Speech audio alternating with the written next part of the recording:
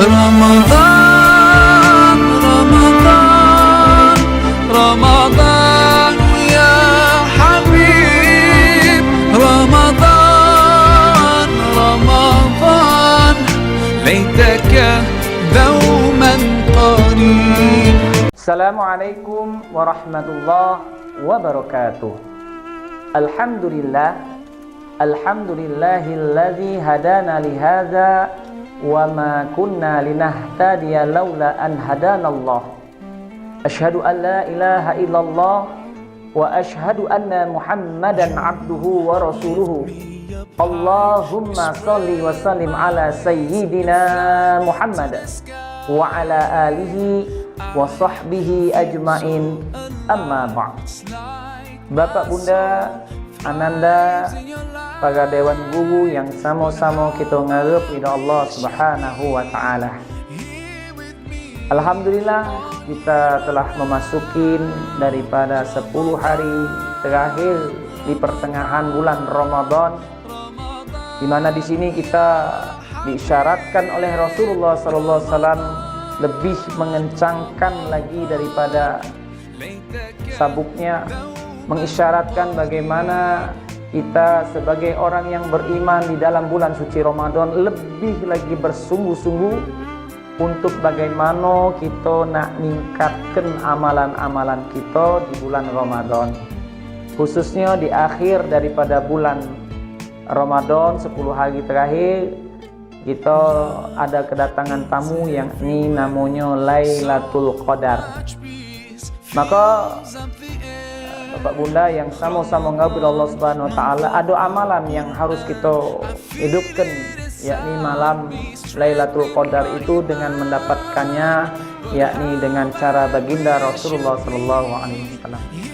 Rasulullah sallallahu alaihi wasallam menganjurkan kepada kita i'tikaf di 10 hari terakhir. I'tikaf ini ada 3 macam hukumnya. Yang pertama hukum sunnah. Sebagaimana kalau kita setiap memasuki masjid, maka adab daripada masuk masjid, kita ambil air wudhu terlebih dahulu, kemudian melangkahkan kaki dengan kaki kanan kita, kemudian kita membaca doa masuk masjid, Allahumma gfirli dzunubi waftahli abwaaba rahmatik. Kemudian kita niatkan diri kita, nawaitul i'tikafa lillahi ta'ala. Maka apa yang kita lakukan ini akan bernilai poin-poin pahala di sisi Allah Subhanahu wa taala.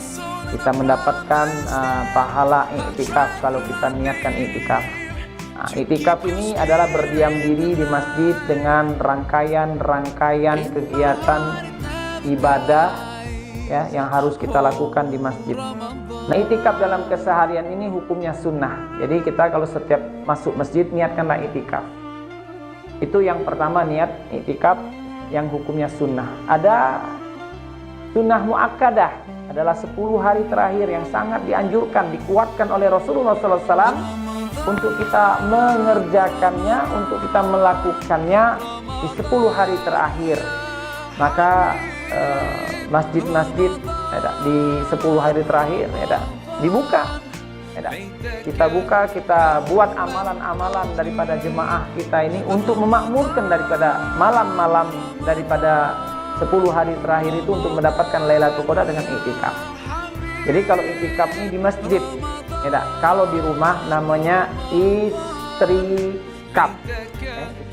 Jadi amalannya lain. Kalau i'tikaf itu ada amalan i'tikaf dapat Lailatul Qadar. Tetapi kalau istrikaf ini ada amalan khusus lain lagi tapi bukan dapat Lailatul Qadar, mungkin ya itu tadi ya bisa didefinisikan sendiri hadirin bahagia. Maka di 10 hari terakhir ini dianjurkan kita i'tikaf. Kemudian ada namanya i'tikaf yang disebut i'tikaf wajib ataupun i'tikaf yang didasarkan karena nazar.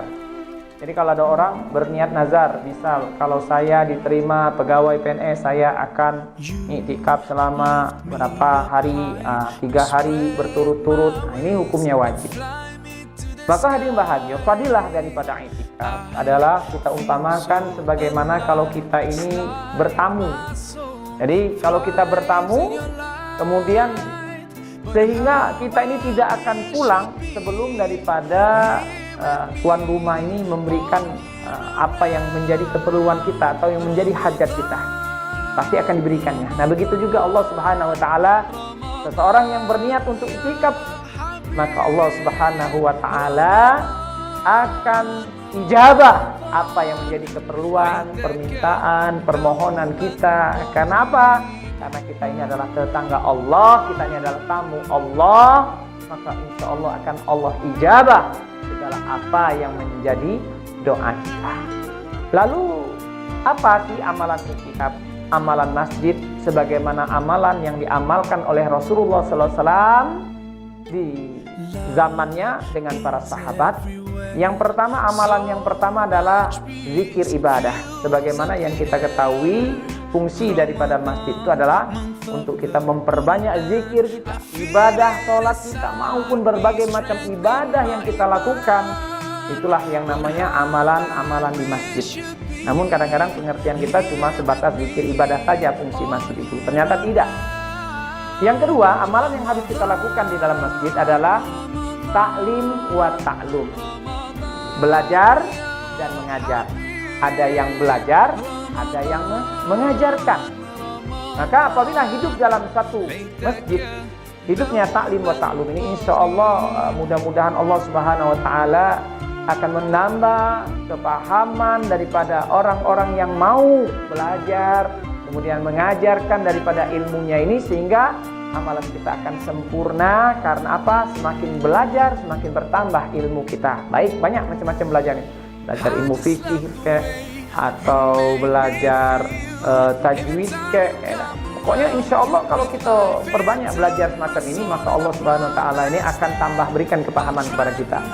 Kemudian yang ketiga adalah khidmat, pelayanan. Yang kita ketahui namanya pelayanan ini berbentuk, yang pertama jasadiyah, yang kedua adalah rohaniyah. Kalau jasadiyah adalah bentuk daripada masjid ataupun masjid ini bentuknya ininya apa namanya infrastrukturnya ini adalah bentuk daripada masjid. Mungkin tiangnya atau menara dan lain sebagainya, ini bentuk masjid. Dibuat semaksimal mungkin, ibarat kata pecah hotel, terbolus, tidak apa-apa, AC ini, kena buat nyaman wong yang beribadah di tempat itu. Kemudian rohaniyah itu adalah bagaimana kita sebagai seorang muslim yang ada di masjid ini bisa melayani saudara-saudara kita ini biar mereka itu nyaman dalam masjid. Minimal kita tersenyum, kalau tidak baca nyumbang apa dan lain sebagainya. Tetapi kita bisa juga dengan harta kita dan ini kita untuk memberikan fasilitas-fasilitas. Misal kita sekarang musim bulan Ramadan, kirim kena makanan, sedikit daripada makanan yang kita ada di rumah, kirim ke ini, berpahala besar.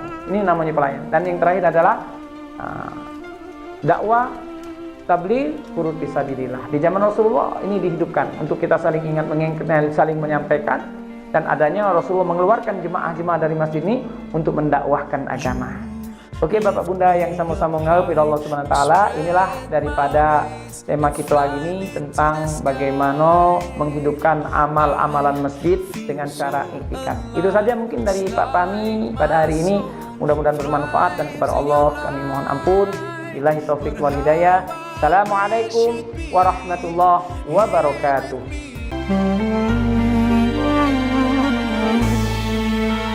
Ramadan, Ramadan, Ramadan ya Habib. Ramadan, Ramadan, laitaka